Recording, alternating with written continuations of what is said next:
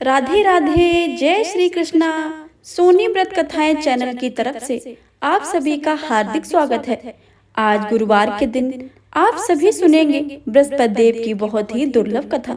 तो इस कथा को भक्ति भाव से और प्रसन्न मन चित्त से पूरा अवश्य सुनिए और कमेंट बॉक्स में भगवान बृहस्पति देव की जय लिखना बिल्कुल भी मत भूलिए। आइए प्रेम से सुनते हैं बृहस्पति देव की कथा। प्रेम से बोलिए बृहस्पति देव महाराज की जय। भारतवर्ष में एक प्रतापी और दानी राजा राज्य करता था। वह नित्य गरीबों और ब्राह्मणों की सहायता करता था।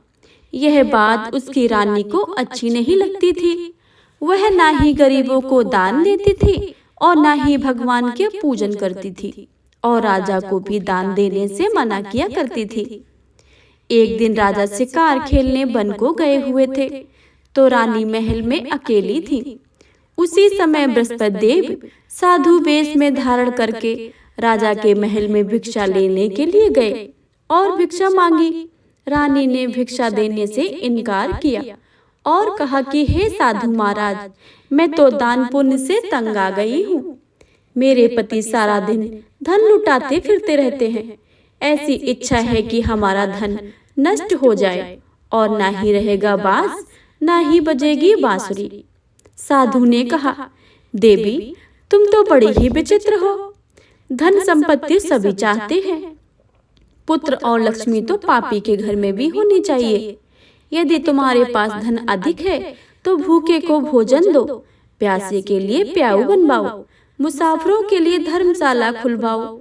जो निर्धन अपनी कुंवारी कन्याओं का विवाह नहीं कर सकते उनका विवाह करा दो। ऐसा और कई काम हैं जिनके करने से तुम्हारा यश लोक और परलोक में फैलेगा। परंतु रानी पर उपदेश का कोई प्रभाव नहीं पड़ा। वह बोली, महाराज आप मुझे न समझाएं। मैं ऐसा धन नहीं चाहती हूँ कि जो मैं हर जगह बांटती फिरूं। साधु ने उत्तर दिया, यदि तुम्हारी ऐसी इच्छा है तो तथास्तु। तुम ऐसा करना कि बृहस्पतिवार को घर लीपकर पीली मिट्टी से अपना सिर धोकर स्नान करना, भट्टी चढ़ाकर कपड़े धोना। ऐसा करने से आपका सारा धन नष्ट हो जाएगा। कहकर वह साधु महाराज वहां से अलविदा हो गए। साधु के अनुसार कई बातों को पूरा करते हुए रानी को केवल 3 बृहस्पति ही बीते थे कि उसकी धन संपत्ति सब नष्ट हो गई। भोजन के लिए राजा को परिवार तरसने लगा था। तब एक दिन राजा ने रानी से बोला कि हे रानी, तुम यहीं रहो, मैं दूसरे देश को जाता हूँ, क्योंकि यहाँ पर सभी लोग मुझे जानते हैं, इसलिए मैं कोई छोटा कार्य नहीं कर सकता। ऐसा कहकर राजा परदेश को चला गया। वह वहाँ जंगल में लकड़ी काट कर लाता और शहर में बेचता। इस तरह वह अपना जीवन व्यतीत करने लगा। फिर राजा के परदेश जाते ही रानी और दासी दुखी रहने लगी। एक बार जब रानी और दासी को 7 दिन तक भोजन के रहने पड़ा तो रानी ने अपनी दासी से कहा कि हे दासी, पास के ही नगर में मेरी बहन रहती है। वह बड़ी ही धनवान है। तू उसके पास जा और कुछ लेकर आ ताकि थोड़ी बहुत गुजर बसर हो जाए। दासी रानी की बहन के पास गई। उस दिन गुरुवार था और रानी की बहन उस समय बृहस्पति देव की व्रत की कथा सुन रही थी।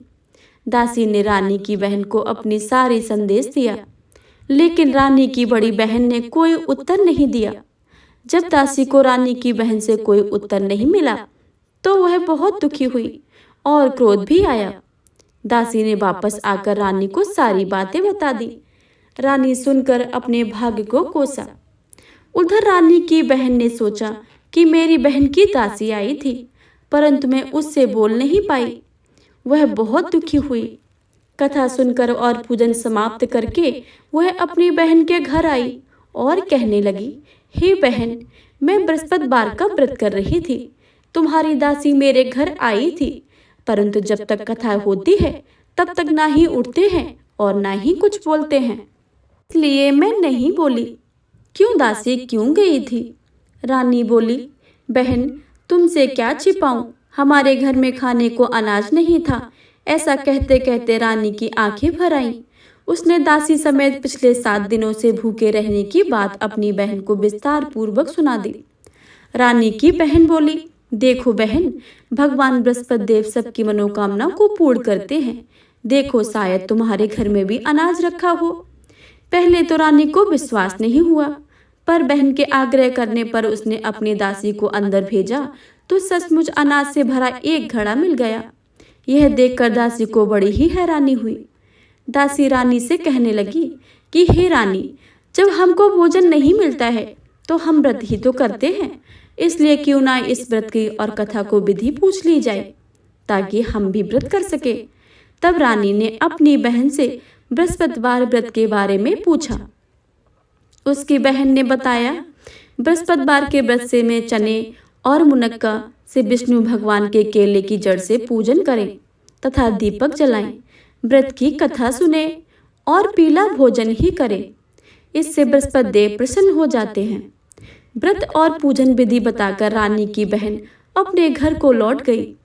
7 दिन के बाद जब गुरुवार आया तो रानी और दासी ने व्रत रखा। घुड़साल में जाकर चना और गुड़ लेकर आई। फिर उसे केले की जड़ तथा विष्णु भगवान का पूजन किया।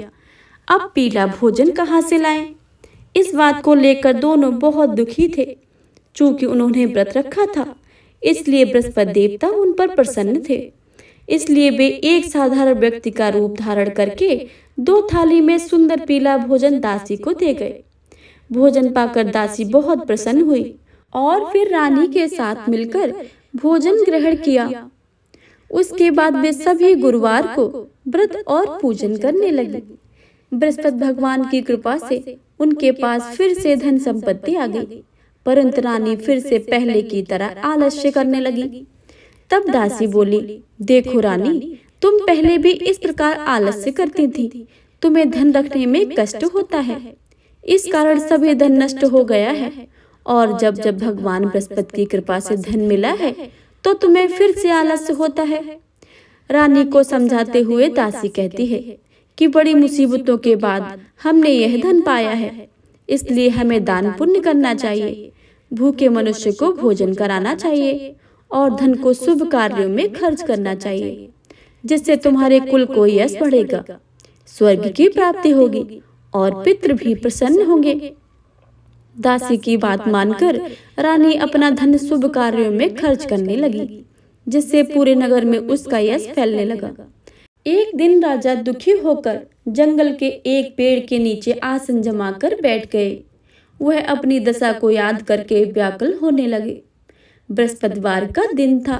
एकाएक उसने देखा कि निर्जन वन में एक साधु प्रकट हुए। वह साधु वेश में स्वयं बृहस्पति देवता थे।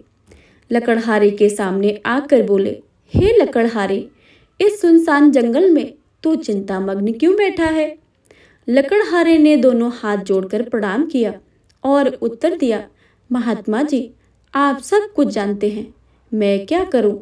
यह कहकर रोने लगे और साधु को अपनी आत्मकथा सुनाई।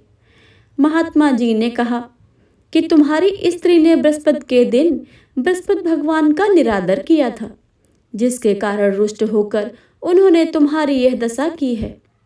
अब तुम चिंता को दूर करके मेरे कहने पर चलो, तुम्हारे सब कष्ट दूर हो जाएंगे और भगवान पहले से भी अधिक संपत्ति देंगे। तुम बृहस्पति के दिन व्रत किया करो। 2 पैसे के मुनक्के और चने लाकर उसका प्रसाद बनाओ और शुद्ध जल में लोटे में शक्कर मिलाकर अमृत तैयार करो। कथा के पश्चात अपने सारे परिवार को सुनने वाले प्रेमियों से अमृत को बांट कर और आप भी ग्रहण करो। ऐसा करने से भगवान तुम्हारी सब मनोकामनाएं पूरी कर देंगे। साधु के ऐसे वचन सुनकर लकड़हारा बोला, हे प्रभु, मुझे लकड़ी बेचकर इतना पैसा नहीं मिलता है जिससे भोजन के उपरांत कुछ बचा सकूं। मैंने रात्र में अपनी स्त्री को व्याकुल देखा है। मेरे पास कुछ भी नहीं है जिससे मैं उसकी खबर मंगा सकूं। साधु ने कहा, हे लकड़हारे, तुम किसी बात की चिंता मत करो। बृहस्पति के दिन तुम रोजाना की तरह लकड़ियां लेकर शहर को जाओ। तुमको रोज से दुगना धन प्राप्त होगा, जिससे तुम भली भांति भोजन कर लोगे और बृहस्पति देव की पूजा का सामान भी ले आओगे। इतना कहकर साधु अंतर ध्यान हो गए। धीरे धीरे समय व्यतीत होने पर वही बृहस्पतिवार का दिन आया। लकड़हारा जंगल से लकड़ी काट कर किसी शहर में बेचने गया। उसे उस दिन में अधिक पैसा मिला। राजा ने गुड़ चना आदि लाकर गुरुवार का व्रत किया। उस दिन से उसके सभी कलेश दूर हो गए। परंतु जब दोबारा गुरुवार का दिन आया तो बृहस्पति देव का व्रत करना ही भूल गया। इस कारण बृहस्पति भगवान नाराज हो गए। उस दिन उस नगर के राजा ने विशाल यज्ञ का आयोजन किया तथा शहर में यह घोषणा करवा दी कि कोई भी मनुष्य अपने घर में भोजन न बनाए, न ही आग जलाए। समस्त जनता मेरे यहाँ भोजन करने आए। इस आज्ञा को न मानने वाले उसे फांसी की सजा दी जाएगी। इस तरह की घोषणा संपूर्ण नगर में करवा दी गई। राजा की आज्ञा के अनुसार शहर के सभी लोग भोजन करने गए, लेकिन लकड़हारा कुछ देर में पहुंचा। इसलिए राजा उसको साथ अपने घर ले गए और ले जाकर भोजन करा रहे थे तो रानी की दृष्टि उस खूंटी पर पड़ी जहां उसका हार लटका हुआ था। वह वहां पर दिखाई नहीं दिया तो रानी ने निश्चय किया कि मेरा यह हार इस मनुष्य ने चुरा लिया है। उसी समय सिपाहियों को बुलाकर उसको कारागार में डलवा दिया। जब लकड़हारा कारागार में पड़ गया और बहुत दुखी होकर विचार करने लगा कि ना जाने कौन से पूर्व जन्म के कर्म मुझे यह दुख प्राप्त हुआ है, और उसी साधु को याद करने लगा जो कि उसे जंगल में मिला था।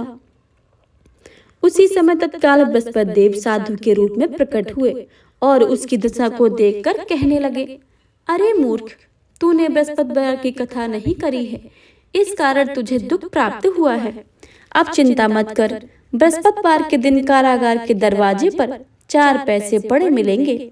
उनसे तू बृहस्पति देव की पूजा करना, तेरे सभी कष्ट दूर हो जाएंगे। बृहस्पति के दिन उसे 4 पैसे मिले। लकड़हारे ने कथा कही। उसी रात्र को बृहस्पति देव ने उस नगर के राजा को स्वप्न में कहा, हे राजा, तुमने जिस आदमी को कारागार में बंद कर दिया है वह निर्दोष है, वह राजा है, उसे छोड़ देना। रानी का हार उसी खूंटी पर लटका था। अगर तू ऐसा नहीं करेगा तो मैं तेरा राज्य को नष्ट कर दूंगा। इस तरह रात्र के स्वप्नों को देखकर राजा प्रातःकाल उठा और खूंटी पर हार देखकर लकड़हारे को बुलाकर क्षमा मांगी और लकड़हारे को योग्य सुंदर वस्त्र आभूषण देकर विदा कर दिया। बृहस्पति देव की आज्ञा के अनुसार लकड़हारा अपने नगर को चल दिया। राजा जब अपने नगर के निकट पहुंचा तो उसे बड़ा ही आश्चर्य हुआ। नगर में पहले से अधिक बाग, तालाब, कुएं और बहुत सी धर्मशालाएं, मंदिर आदि बन गई हैं। राजा ने पूछा कि किसके बाग और धर्मशाला है। तब नगर के सब लोग कहने लगे, यह रानी और बांदी के हैं। तो राजा को आश्चर्य हुआ और बहुत गुस्सा भी आया। तब रानी ने यह खबर सुनी कि राजा आ रहे हैं तो उन्होंने बांदी से कहा कि हे दासी, देख राजा हमको कितनी बुरी हालत में छोड़ गए थे। हमारी ऐसी हालत देखकर वह लौट ना जाएं, इसलिए तू दरवाजे पर खड़ी हो जा। आज्ञा के अनुसार दासी दरवाजे पर खड़ी हो गई। राजा आए तो उन्हें अपने साथ लिवा लाई। तब राजा ने क्रोध में आकर अपनी रानी से पूछा कि यह धन तुम्हें कैसे प्राप्त हुआ है। तब उन्होंने कहा कि यह हमें धन बृहस्पति देव के व्रत करने के प्रभाव से प्राप्त हुआ है। राजा ने निश्चय किया कि 7 रोज के बाद जो सभी बृहस्पति देव का पूजन करते हैं, परंतु मैं प्रतिदिन दिन में 3 बार कहानी कहूंगा, रोज व्रत किया करूंगा। अब हर रोज समय राजा के दुपट्टे में चने की दाल बंधी रहती थी और दिन में 3 बार कहानी कहते थे। एक रोज राजा ने विचार किया कि चलो अपनी बहन के घर वहां आए। इस तरह निश्चय करके राजा घोड़े पर सवार होकर अपनी बहन के यहाँ को चलने लगा। मार्ग में उसने देखा कि कुछ आदमी एक मुर्दे को लिए जा रहे थे। उन्हें रोककर राजा कहने लगा, अरे भाइयों, मेरे बृहस्पति देव की कथा को सुन लो। वे बोले, हमारा तो आदमी मर गया है और इसको अपनी कथा की पड़ी है। परंतु कुछ आदमी बोले, अच्छा कहो, तुम्हारी कथा को भी सुनेंगे। राजा ने दाल निकाली और कथा आधी हुई तो मुर्दा हिलने लग गया, और जब कथा समाप्त हो गई तो राम राम कहकर मनुष्य उठकर खड़ा हो गया। आगे मार्ग में उसे एक किसान खेत में हल चलाता हुआ मिला। राजा ने उसे देखकर और उससे बोले, अरे भाई, मेरे बृहस्पति देव की कथा को सुन लो। किसान बोला, जब तक मैं तेरी कथा सुनूंगा तब तक 4 हरिया जोत लूंगा। जा अपनी कथा किसी और को ही सुनाना। इस तरह राजा आगे चलने लगा। राजा के हटते ही बैल पछाड़ खाकर गिर गए और किसान के पेट में बड़ी जोर से दर्द होने लगा। उस समय उसकी माँ रोटी लेकर आई थी। उसने जब यह देखा तो अपने पुत्र से सारा हाल पूछा और बेटे ने भी सब हाल कह दिया। तो बुढ़िया माई दौड़ी दौड़ी उस घुड़सवार के पास गई और उससे बोली कि मैं तेरी कथा सुनूंगी, तू अपनी कथा मेरे खेत पर चलकर ही कहना। राजा ने बुढ़िया के खेत पर जाकर कथा कही, जिसके सुनते ही बैल उठ खड़े हुए और किसान के पेट का दर्द भी बंद हो गया। राजा अपनी बहन के घर पहुंचा। बहन ने भाई की खूब मेहमानी की। दूसरे रोज प्रातःकाल राजा जब जगा तो वह देखने लगा कि सब लोग भोजन कर रहे हैं। राजा ने अपनी बहन से कहा, ऐसा कोई मनुष्य है कि जिसने भोजन नहीं किया हो? मेरे बृहस्पतिवार की कथा को सुन ले। बहन बोली, हे भैया, यह ऐसा देश है कि पहले यहाँ लोग भोजन करते हैं, बाद में अन्य काम करते हैं। अगर कोई पड़ोस में है तो मैं देख आऊं। वह ऐसा कहकर देखने चली गई, परंतु उसे कोई ऐसा व्यक्ति नहीं मिला जिसने भोजन न किया हो। अतः वह एक कुमार के घर गई जिसका लड़का बीमार था। उसे मालूम हुआ कि उनके यहाँ 3 रोज से किसी ने भोजन नहीं किया है। रानी अपने भाई की कथा सुनने के लिए कुम्हार से यहाँ तैयार हो गया। राजा ने जाकर बृहस्पतिवार की कथा कही और जिसको सुनकर उसका लड़का ठीक हो गया। अब तो राजा की प्रशंसा होने लगी। एक रोज राजा ने अपनी बहन से कहा कि हे बहन, हम अपने घर को जाएंगे, तुम भी तैयार हो जाओ। राजा की बहन ने अपनी सास से कहा।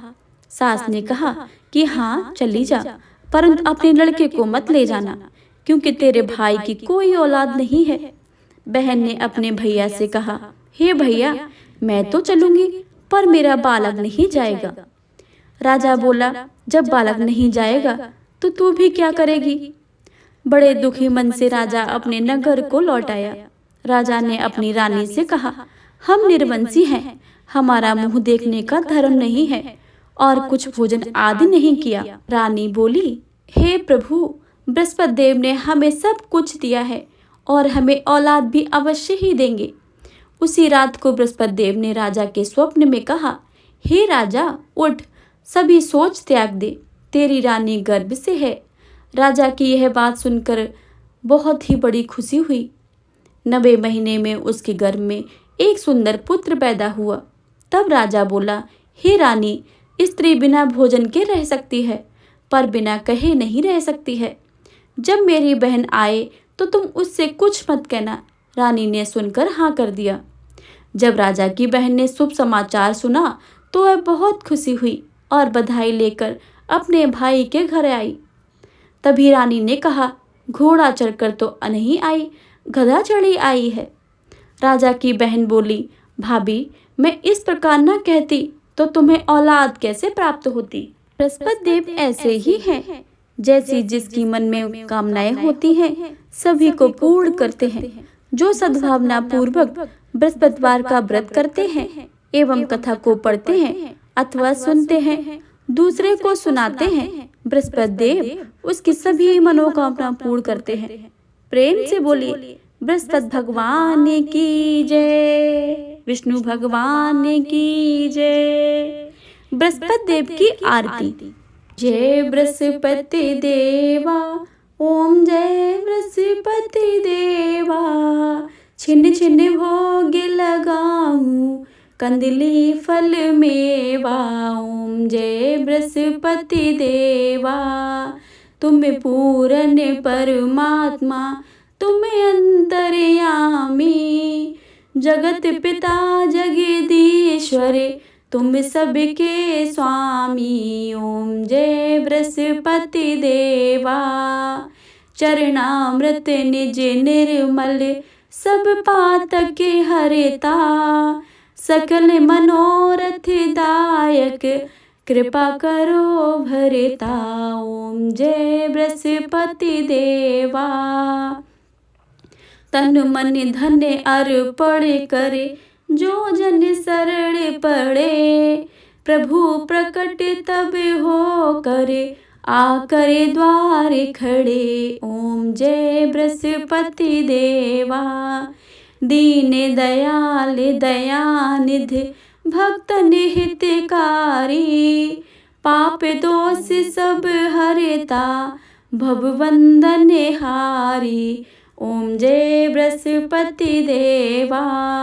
सकल मनोरथ दायक सब संशय हारो। विषय विकार मिटाओ संतन सुखकारी। ओम जय बृहस्पति देवा। जो कोई आरती तेरी प्रेम सहित गावे। जेठानंद आनंद करे सो निश्चय पावे। ओम जय बृहस्पति देवा। ओम जय बृहस्पति देवा। ओम जय बृहस्पति देवा। प्रेम से बोले विष्णु भगवान की जय। बृहस्पति देव भगवान की जय। अगर आप